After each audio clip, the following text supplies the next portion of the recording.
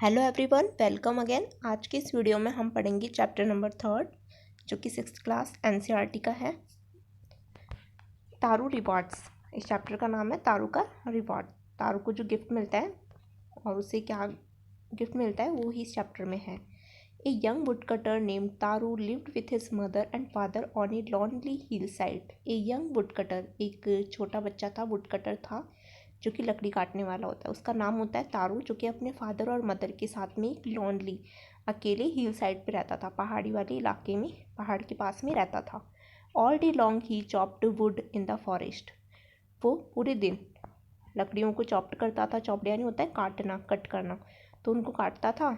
दो he worked very hard he earn very little money. यद्यपि वो काम तो बहुत ज़्यादा करता था लेकिन उसे उसके हिसाब से पैसे नहीं मिलते थे, वो बहुत कम पैसे कमाता था।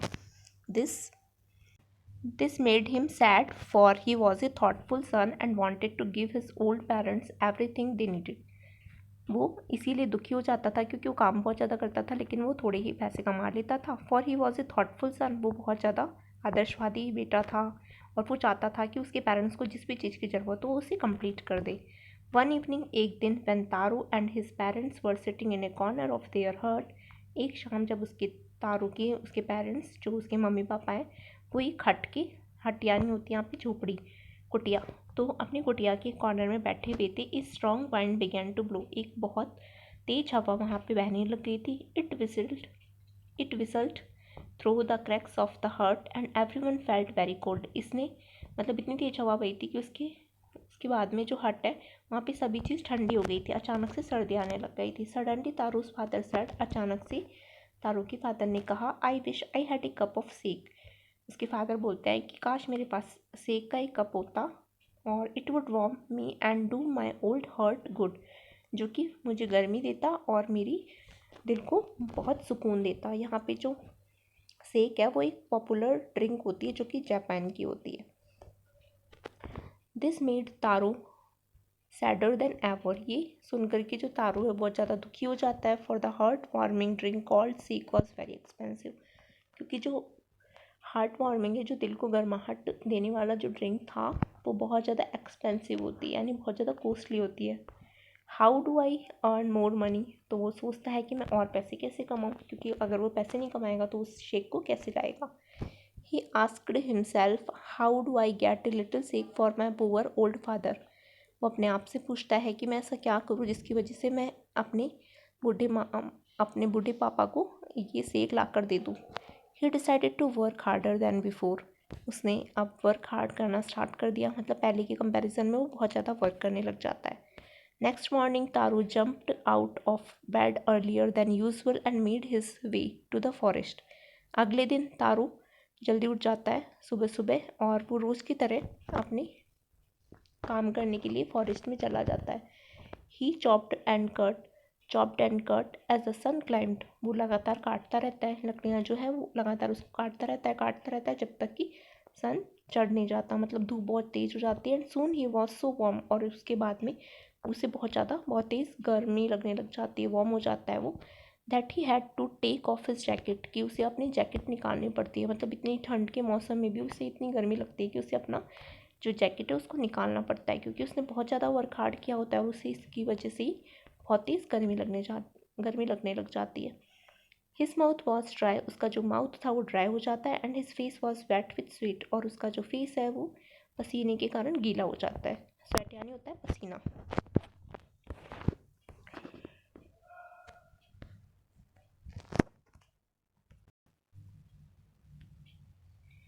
माई poor old father, he thought, if only he was as warm as I, वो अपने बूढ़े पापा के बारे में सोचता है कि काश ऐसा होता कि जितनी गर्मी मुझे लग रही है अभी उनको भी इतनी ही तेज गर्मी लगती, मतलब क्योंकि उन्हें भी गर्माहट चाहिए था, तो सोचता है काश जितनी मुझे अभी गर्मी लग रही है वो इनको मिल जाती। And with that he began to chop even faster, और इसके बाद में वो फास्टर तरीके से, बहुत तेज़ी तरीके से अपना जो काम है वो चॉप करने लग जाता है। थिंकिंग ऑफ एक्स्ट्रा मनी, ये सोचते हुए कि उसे एक्स्ट्रा मनी मिल जाएगी, he must turn to buy the sake to warm the old man's bones, और वो ये सोच करके कि उसे एक्स्ट्रा मनी मिल जाएगी, फिर उसके बाद में वो सेक को बाय कर लेगा, ख़रीद लेगा, और अपने जो बूढ़े पापा हैं उनकी हड्डियों को कुछ गर्माहट प्रदान करेगा। देन सडनली तारू स्टॉप्ड चॉपिंग, अचानक से जो तारू है उसने चॉप करना बंद कर दिया था। व्हाट वाज द साउंड ही, क्योंकि उसे एक साउंड सुनाई दी थी, एक आवाज़ आई थी। हियर्ड, हियर्ड यानी सुनना, उसे आवाज़ सुनाई दी थी। कुड इट बी, ये कौन सी है। Could it possibly be rushing water, ये पानी बहने की आवाज़ थी, मतलब पानी जो है वाटर है वो जो रश हो रहा था उसका ये साउंड था। तारू could not remember ever seeing on hearing A rushing stream in that part of the forest. तारू है उसे बिल्कुल भी याद नहीं था, मतलब ये पानी कहाँ से आ रहा है और ये झरना है, उसके झरने की आवाज़ थी। In the part of the forest, की जंगल में ऐसा झरना कहाँ पे है जहाँ से ये आवाज़ आ रही है पानी की। ही वॉज थर्स्टी, वो बहुत ज़्यादा प्यासा था। The axe dropped out of his hands and he ran in the direction of the sound, इसीलिए उसने अपना जो एक्स था, जो अपनी कुल्हाड़ी होती है, उसको नीचे की तरफ फेंक दिया था और अपने हाथ से उसे फेंक दिया था, ड्रॉप कर दिया था, नीचे गिरा दिया और उसी डायरेक्शन में वो भागने लग गया जहाँ से उसे वो साउंड आ रही थी, यानी पानी की जो साउंड आ रही थी वो उसी तरफ भागने लग जाता है। तारू सा a beautiful little waterfall hidden behind a rock, तारू ने देखा था कि एक ब्यूटीफुल लिटिल वाटरफॉल दिखाई दे रहा है जो कि रॉक के पीछे था, यानी चट्टान के पीछे, पहाड़ के पीछे एक प्यारा सा वाटरफॉल था जहाँ इसको बोलते हैं झरना। Kneeling at a place where the water followed quietly he cupped a little in his hand and put it to his lips, अचानक से उसने नीलिंग करना स्टार्ट कर दिया। नीलिंग यानी होता है झुकना, वो झुक करके उस प्लेस के पास में गया जहाँ पे पानी आ रहा था और उसने कप्ड बनाया, यानी अपने हाथों को, जो दोनों हाथों को मिला लेते हैं पानी जब पीते हैं तो उस तरीके से उसने कप्ड बना के अपने हाथों को पानी पी लिया था अपने लिप से। वॉज इट वाटर, क्या ये पानी है, और वॉज इन इट शेक, या फिर ये शेक है, तो उसे समझ में नहीं आ रहा था कि वाकई में ये पानी है या फिर शेक है। और was it shake, he tested it again and always it was the delicious shake instead of cold water, उसने इसको दोबारा और वापस दोबारा उसको टेस्ट किया, लेकिन ये वाकई में एक डिलीशियस शेक था, ना कि कोल्ड वाटर था। Taro quickly filled the pitcher he had with him and hurried home, जो तारो है उसने फटाफट से अपना पिक्चर भर लिया था। पिक्चर होता है एक मटके टाइप का होता है जो कि यहाँ पे पिक्चर में आपको दिखाई दे रहा है, इसने शोल्डर पे रख रखा है ये पिक्चर, तो इस तरीके से उसने पिक्चर को उससे भर लिया था शेक से, जो कि वहाँ पे फॉलोड हो रहा था। The old man was delighting with the sake, जो ओल्ड मैन था वो बहुत ज़्यादा खुश हुआ इसको शेक कर देख करके, मतलब अपने पापा के पास आ जाता है वो जल्दी जल्दी में और अपने पापा को वो शेक पिला देता है। After only one swallow of the liquid, he stopped shivering and did a little dance in the middle of the floor. उसको पी करके जैसे ही वो उसके फादर उसको शेक को पी लेते हैं लिक्विड को, तो कांपना उनका बंद हो जाता है और उसके बाद में वो मिडिल ऑफ द फ्लोर पे जा करके डांस करने लग जाते हैं, यानी खुशी खुशी वो डांस करने लग जाते हैं। That afternoon A neighbour stopped bye for a visit, एक दिन एक नौबर उनके नेबर जो था उनके घर पे आता है। Taro's father politely offered her a cup of the sake, तो उसके जो फादर है तारू के, वो उसको भी शेक जो था उसको ऑफर करते हैं। द लेडी ड्रैंक इट, जो लेडी थी वो उसको ड्रैंक करती है, पीती है, ग्रिडली यानी लालच के साथ में, मतलब उसको लालच लग जाता है, उसको पी लेती है। And thank the old man, और उसके बाद में वो उसके पापा को थैंक यू बोलती है, वो ओल्ड मैन को थैंक बोल के चली जाती है। देन तारू told her the story of the magic waterfall, उसके बाद में जो तारू है अपने पेरेंट्स को वो पूरी स्टोरी बताता है वाटरफॉल की। Thanking them for the delicious drink she left in A Hari, thanking करता है, वो ये धन्यवाद देता है फॉर द डिलीशियस ड्रिंक, इस ड्रिंक के लिए। शी लेफ्ट इन ए हरी, और उसके बाद में वहाँ से वो जो औरत है जो ड्रिंक पीती है वहाँ से वो चली जाती है। By nightfall she had spread the story throughout the whole village, उसके बाद में जो लेडीज़ थी जो सेक पीती थी, उसके बाद में उसने पूरी विलेज को ये स्टोरी बता दी थी तारू की। That evening there was a long procession of visitors to the woodcutter's house, उस दिन उस नाइट में ही बहुत सारे लोग उसके घर पे, वुड कटर के घर पे आ जाते हैं स्टोरी सुनने के बाद में। Each man here the story of the waterfall, सभी लोगों ने उसकी वाटरफॉल वाली स्टोरी को सुन लिया था। एंड टू किस सिप ऑफ द शेक, और वहाँ पे आकर के उसकी सिप को पीने लग जाते हैं, शेक जो था उसके पास में उसके पिक्चर में उसको सिप करने लग जाता है, टेस्ट करने लग जाता है। In less than an hour the picture was empty, एक घंटे में वो जो पूरा पिक्चर था वो पूरी तरीके से फिनिश हो जाता है, एम्पटी हो जाता है, खाली हो जाता है। Next morning, Taru started for work even earlier than the morning before. He carried with him the largest pitcher he owned. Next morning जो तारू था वो काम करता है, जल्दी जल्दी वापस चला जाता है और काम करने लग जाता है, और फिर वो उस दिन वो लार्जेस्ट पिक्चर लेके जाता है, वहाँ पे बहुत बड़ा वाला पिक्चर लेके जाता है, मतलब जो दूसरा पिक्चर था उसका छोटा था, उसके कंपैरिजन में वो बड़ा पिक्चर लेके जाता है। For he intended first of all to go to the waterfall. तो उसने सोचा कि मैं पहले वाटरफॉल पे जाता हूँ। When he reached it he found to his great surprise all his neighbours there.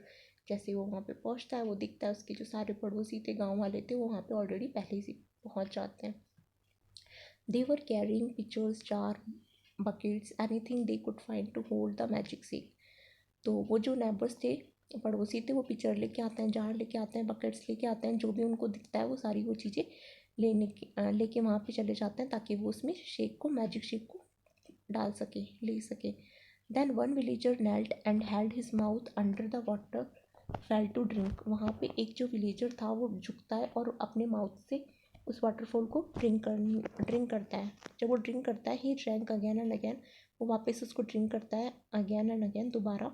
And then shouted angrily, और उसके बाद में गुस्से से चिल्लाता है, वाटर, नथिंग बट वाटर, ये सिर्फ एक पानी है और पानी से ज़्यादा कुछ नहीं। Others also tried but there was no sake, only cold water. जो दूसरे लोग हैं वो भी ट्राई करते हैं लेकिन उन्हें भी वो पानी ही दिखाई देता है, बिल्कुल ठंडा पानी दिखाई देता है, वो कोई शेक नहीं था।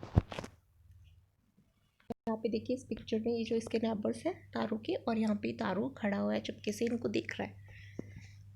We have been tricked, shouted the villagers. हमको धोखा दिया गया। ट्रिक्ड यानी होता है धोखा देना। शाउटेड द विलेजर्स, जो विलेजर्स है वो चिल्ला के बोलते हैं कि हमको धोखा दिया गया है। वेयर इज़ तारू, तारू कहाँ पे है? Let us drown him in the waterfall, उसको वाटरफॉल में लेके आ जाओ, मतलब यहाँ पे लेके आओ, उसको हम बताएंगे। But Taru had been wise enough to slip behind a rock when he saw how things were going. लेकिन तारू बहुत ज़्यादा माइंड लगा रहा था, माइंडेड पर्सन था, तो वो पीछे से, रॉक के पीछे से ये सब कुछ देखता है कि अब यहाँ पे क्या हो रहा है। He was nowhere to be found, और वो उनको नहीं मिला था।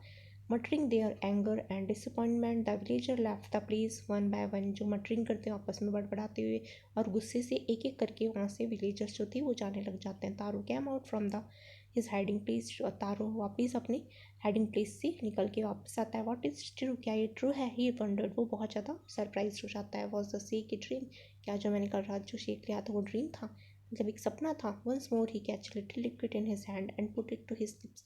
वापस उसने अपने हाथों को जोड़ करके उस जो वाटर था उसको पीने की कोशिश की और अपने लिप्स से उसने पीना स्टार्ट कर दिया। It was a same fine shake, ये वापस शेक के जैसा ही था। To the thoughtful son the magic waterfall gave the delicious shake to everyone else it gave only cold water.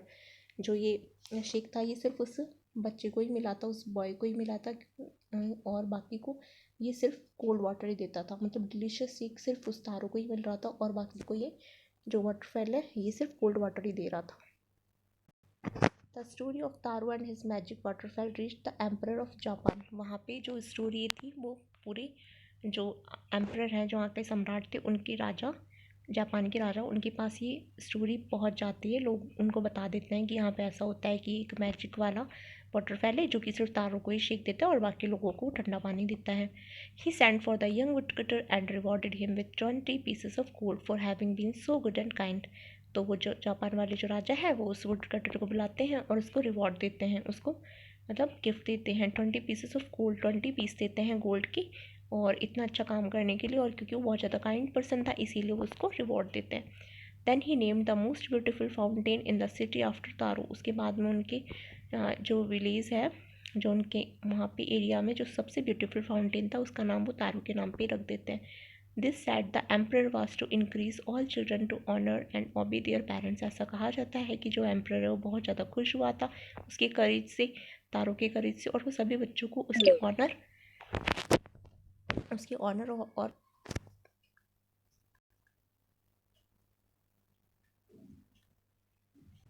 उसके ऑनर के बारे में बताता है और अपने पेरेंट्स के, मतलब वो आज्ञा का पालन करता था, तो इस वजह से वो बहुत ज़्यादा इंक्रीज हुआ था और इसीलिए उसने उसको रिवॉर्ड दिया था। तो हमारी आज की स्टोरी यहीं पे फिनिश होती है। We will continue next story next video. Have a nice day.